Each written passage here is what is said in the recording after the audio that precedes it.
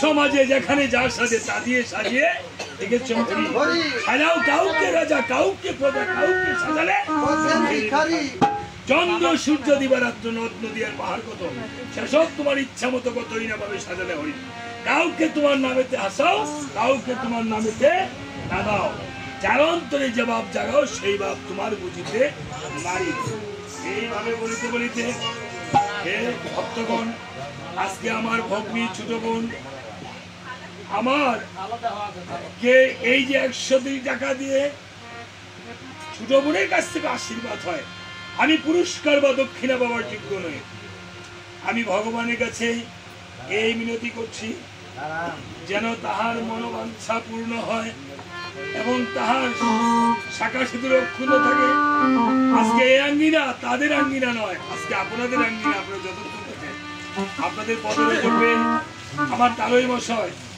এবং আমার ভগ্নিপতি আমার বোন বাগিনা বাগনি তারা যেন ধন্য হয় আমার মা ওই মা যে পরবারে চলে গিয়েছে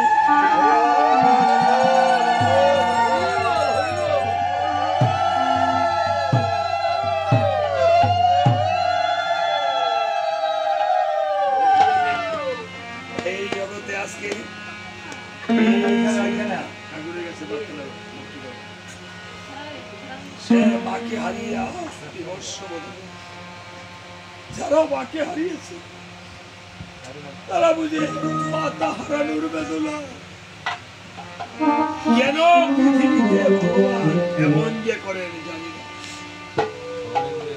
এই জগতে আর সে মা বলে ডাকতে পারবে না। যাদের মা নেই বাবা নেই তারা মা বাবা বলে আর না। দিকে তো সত্যি বলতে দিকে আসছে তাই বলেছে ও সে মা বলে জাগবে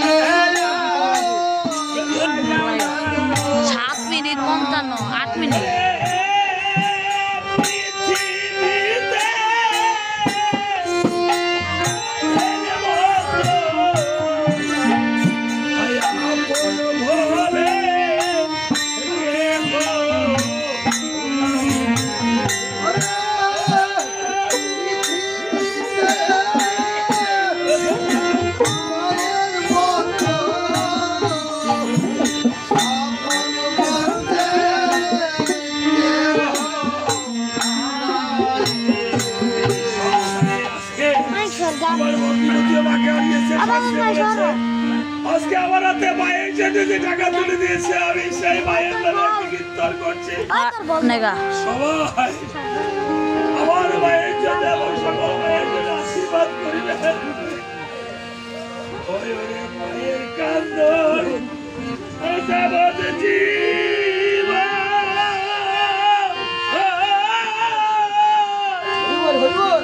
দুই সারি মাঝে ভুলে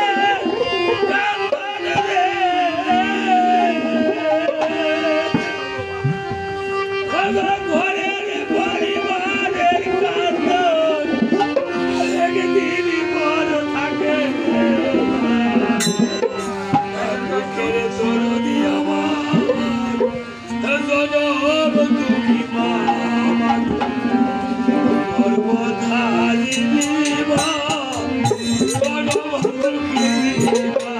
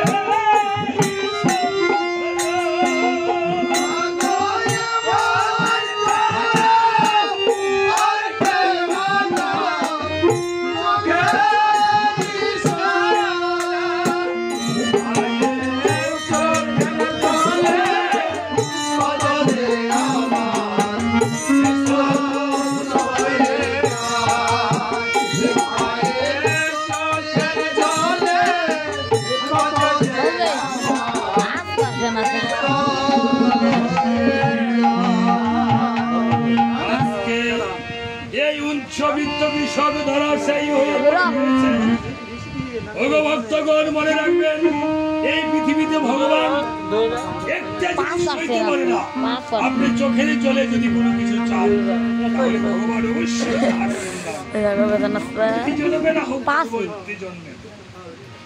ভগবান উচ্চবিত্ত কৃষককে নারায়ণ বৈকুণ্ঠে নিয়ে এসেছে। যখন বৈকুণ্ঠে নিয়ে এসেছে, আজকে দেখেন মায়েদের চোখের কত জল। এই মায়ের চোখের জলে অবশ্যই সন্তান। এই আপনাদের চোখের জল হবে না কোনদিন বিফল। এই হবে যেন ভগবতী রানীর মতো সম্বল আপনাদের মাতা পিতা। আজকে যারা আমার হস্তে আমাকে আশীর্বাদ দান টাকা তুলে দিয়েছেন, আমি ঠাকুরের কাছে এই ভক্তি নিবেদন করছি। এই টাকা থেকে আমিও কিঞ্চিত হলো দেব কাজে ব্যয় করি। কেন মানুষ কীর্তনিয়াকে টাকা দেয়? কীর্তনিয়াগণ এই টাকা থেকে 10 টাকার ফল কিনে হলো গোবিন্দের নামে নিবেদন করে সেবা করে। আমি তো পাপী মানুষ, আমার কোনো পুণ্য নেই। যদি আজকে আপনাদের চরণে কৃপায় পূর্ণ হয়ে থাকে, আর আমি যদি এই টাকা থেকে কিঞ্চিত হলে দেব কাজে ব্যয় করি, এই টাকা যেন আপনাদের একটি বারের করি হিসাবে চলে যায়।